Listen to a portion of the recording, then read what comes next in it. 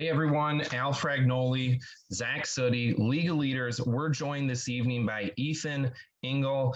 Ethan is the athletic coordinator for Livonia Parks and Recreation Department. Ethan, thanks so much for joining us.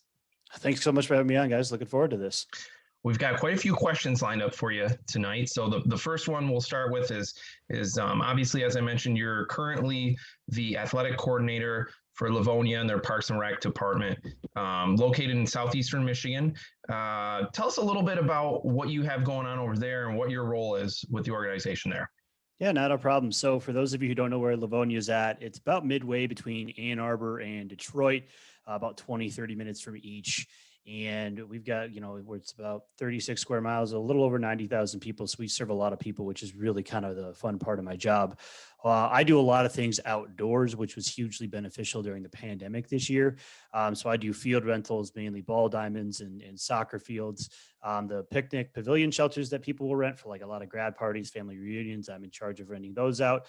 When it comes to programming options, I also do all of our adult sport leagues. So I've been able to develop new leagues. We've had, traditional ones of basketball and softball.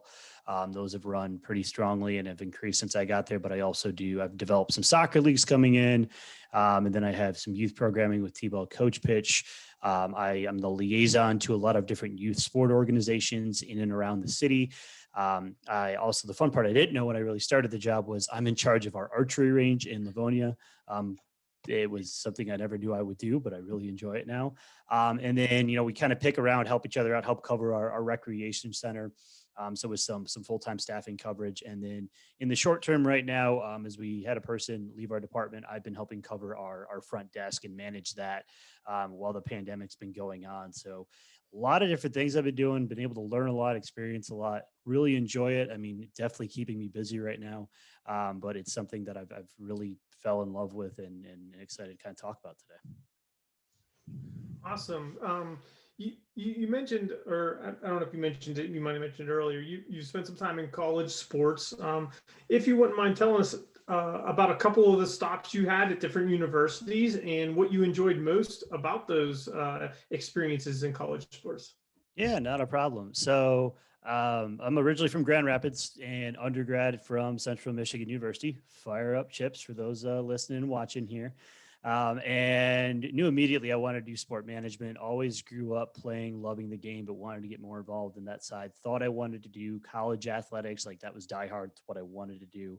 Ended up doing an internship out of the marketing department there my junior year and learned it didn't quite fit for me. It wasn't quite there and kind of changed course at that point and went the collegiate rec, campus rec route where finished up my 1 year there, was very intentional. I still wanted to work on a college campus, loved the sport and rec atmosphere. But everything I did after that was geared towards campus recreation, spent a little bit of time at a YMCA, interned at the University of Michigan in their intramural sports building for a good 10 months. Then went to grad school at the University of Tennessee, where I was the intramural sports graduate assistant, spent 2 years there while getting my master's. Ended up at Bowling Green State University, just south of Toledo, as I had a handful of jobs and roles and different responsibilities, from running the intramural program to serving as a sport club advisor to managing a facility and communicating with college athletics. And then ended up here in Livonia. And what I learned from each different spot is each culture, each area, each department is so different, and they all have their strengths. They all have their weaknesses. And, some of the things I really enjoyed about it was, engaging and working with the students. That was a lot of fun, and watching their own leadership development. I had a blast watching some of these things where I had one student who I worked with for 2 years. He wanted to do campus rec, and I got to be the person. I took him to lunch because he got told no to go do a grad assistantship. Took him to lunch, like, hey, pick your head up, we'll do this. He got the phone call that he got a GA ship, and I got to be the first one to give him a big hug and hey, congrats, man, you're great. And so that's kind of the stuff I really enjoyed and got to see that development and just learning from each different place, from all the leaders that were there. And it cultivated in where I am now and how I got to Livonia. So I look back on each one with some fond memories of, there were a lot of good times. There definitely were struggles, but each one made me who I am today. And I'm really, happy about that. That's awesome. Ethan, thank you for sharing that. You've certainly been in some fantastic places and locations so far, it sounds like. Next question here that we have for you, you alluded to this a little bit in the first question there with a lot of, with the pandemic going on right now, and a lot of what you're doing is outdoor activities.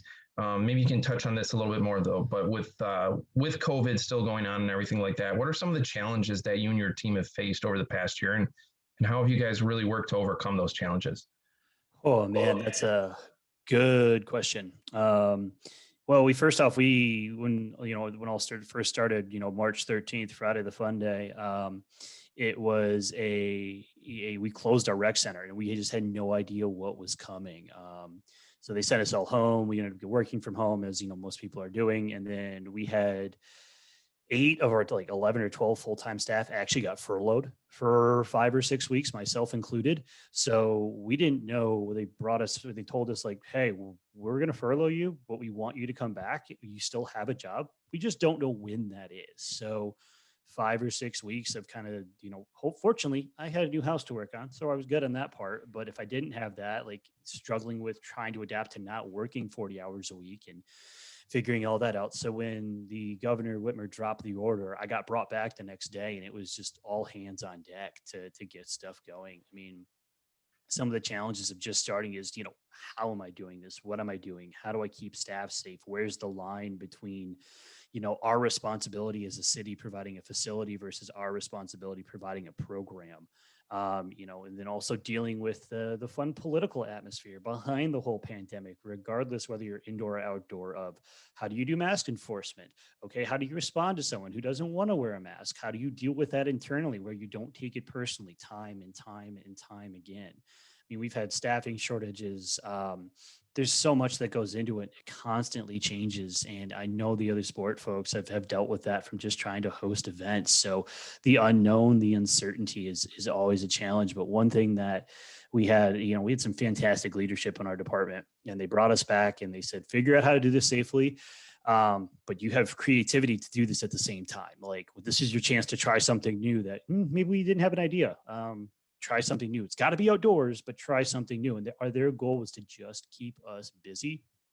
So if we went into another shutdown, they could come back and say, no, you can't. We're too busy for you to send our people home.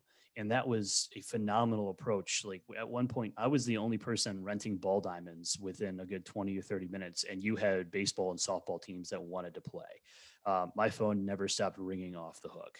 And so when it came to kind of overcoming those challenges, they really got the staff to buy in, thinking through creatively, how can we do this? How can we change and adapt our programming to meet those safety standards? And it varied depending upon the program, depending upon the location, and they empowered us to kind of, run with it. And if it didn't work, fine. How do we make it work? How do we figure it out? That was a really nice thing to know. They had our backs when it came to some of these programs and challenges of, we've got to deal with this pandemic, but we still want to run some of these things. It was a phenomenal support system we had. So speaking of that support system and the leadership that you explained, we talk about leadership on this show quite a bit, and it's a good segue. With that being said, what are some of the things that you look for when determining a good manager, or some of the attributes you've taken from your progression through the industry as to, when I'm a leader, I'm going to make sure that I follow through with being that compassionate person who gives your coworker or the GA a hug when he gets the announcement that he's getting the call up, if you will. So tell us about what you find important about leadership and those attributes. Of course. Yeah, not a great question. I think it's, different for each person. For me, it's they're flexible, they're open, they're honest. Those are some of the big 3 ones for me, because everything is changing more rapidly now than ever before. So you have to be flexible and willing to adapt. You can't just say, oh, we're changing, just to say we're changing, and you change out something small just to go, oh, we did that. Okay, move on. No, you got to be willing and flexible and open to adapt. And then the open to new ideas, open to new thought processes, because you bring people in for a reason. You trust the staff you have, and just because you've done it the way for 20, 30 years, that's great.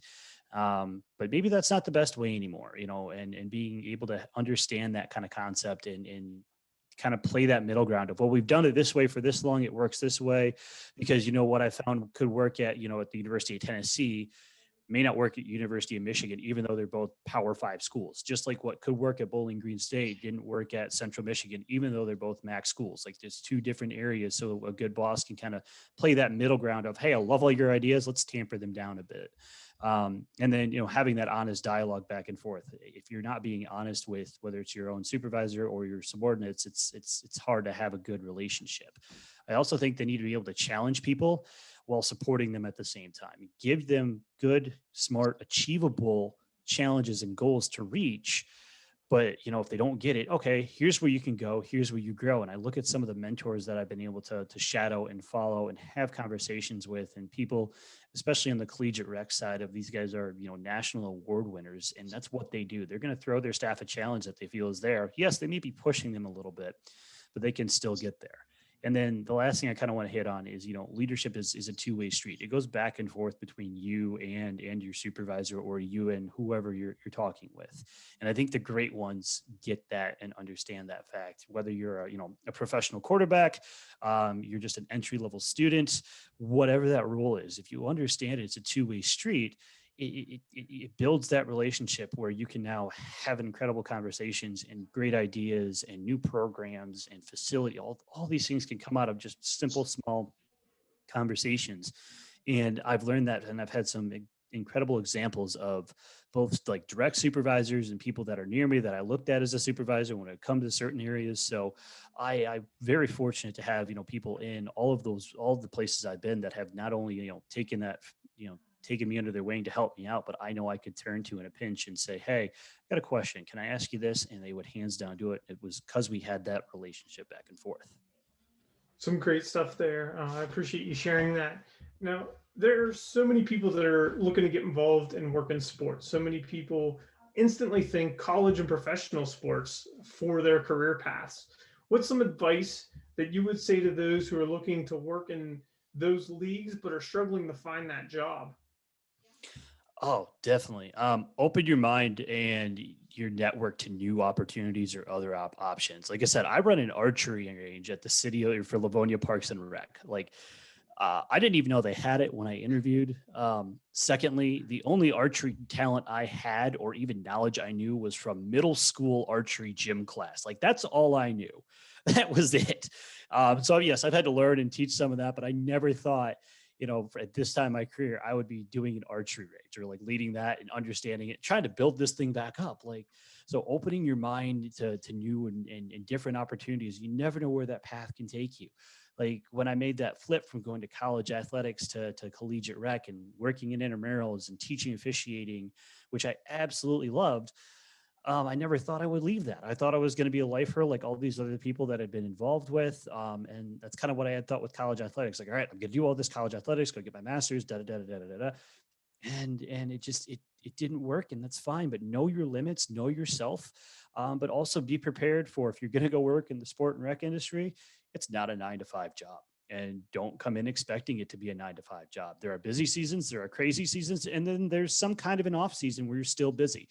It's not one of those where you can show up and do 9-to-5, and you're good. You may have a little bit of that, but if you're not willing to accept the crazy hours and the weekend work and some of those other things, maybe this isn't the field for you. Maybe you work better, as a fan or a volunteer at some of these events to still be engaged with the sport community, but you don't have to spend your entire career trying to figure out what's this balance for you. And the last thing I would say with this is making sure you still find some kind of a work-life balance. I know that's a big thing for a lot of people, and that was one I learned very quickly that I had to figure out because I was so committed to some of these things that work can't be everything.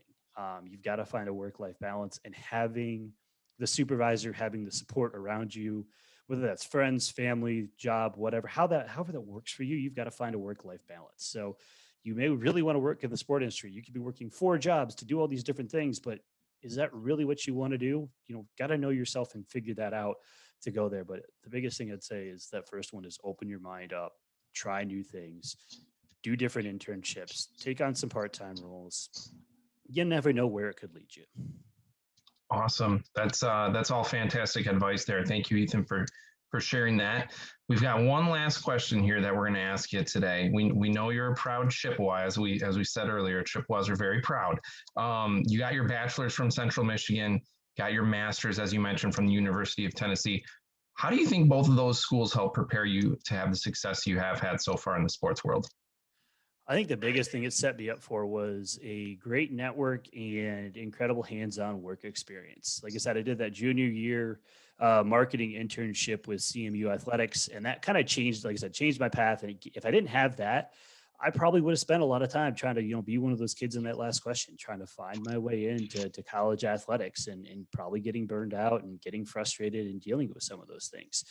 And then, my UT, my Tennessee experience, like it opened me up to a whole new culture of how things operate. Like I highly encourage anybody who's looking to go get a master's degree, leave your school, leave the state. And if you feel comfortable enough, leave the region. It just gives you those new experiences. I learned how a Power Five school operated in the Southeastern Conference. Like I got to see all of that. I got to go visit some really cool different facilities. I got to talk with student athletes at a whole new level. I'm colleagues and friends with a lot of them still. My network grew where some of my best friends were my other grad assistants that, let's see, a couple of them now live in Massachusetts. One lives in Nashville, but he's from like we've got people all over the place that I still talk to. And I was able to take everything I learned from Central and Tennessee, and like I said, it got me here. All those experiences led me to where I'm at.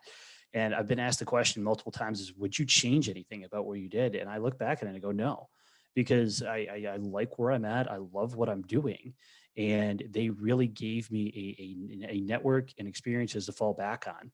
Where, yeah, Al, you're dead on. The chips run deep, and I've been loving some of the things that I've been seeing from our sport management side. But now that I'm in the Parks and Rec side, that group, Central has a phenomenal recreation and park leisure services degree.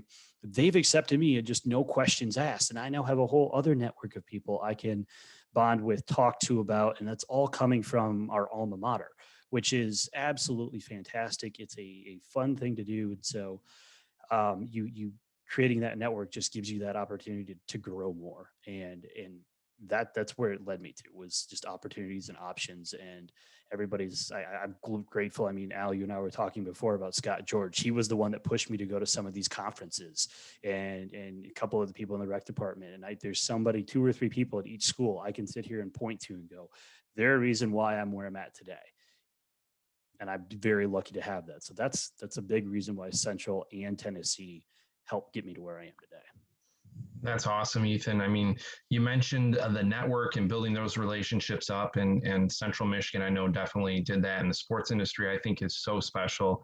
Coworkers often turn into lifelong friends, and it's just amazing how close people can become. But building that network up is certainly important. But that wraps up all the questions that we had for you, Ethan. We can't thank you enough for taking time out of your busy schedule to join us. We know you're doing amazing things out there, so keep up the great work. Keep making Central Michigan University very proud. Just keep doing great things, and thank you again so much. We know you got a big adventure on your hands coming up here. Congratulations to you and your wife. Going to have your first child very soon. So keep doing great things, but thanks again so much for taking time, Ethan, to come on with us. No problem. Al, Zach, thanks so much for having me on. Appreciate it.